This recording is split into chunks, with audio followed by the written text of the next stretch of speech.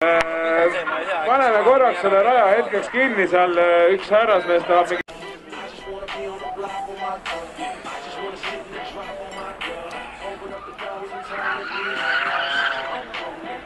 Vesi hakkab otsa saama. Tegelikult me kella 5 planeeritud üritus lõpetada, aga kuna see järjekord oli nii suur ja teie huvi meie toreda ürituse kohta oli nii suur, siis me lükkasime edasi, et me vaatame, kuidas see järjekord siin kujuneb, et kuni 7 lükkame ürituse edasi.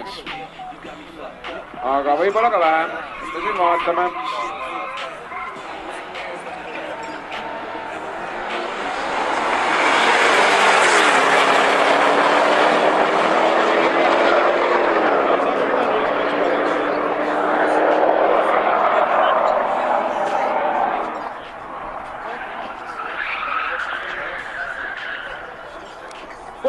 Rahvas, mina olen dilemma ees. Kas te aitate mind natuke?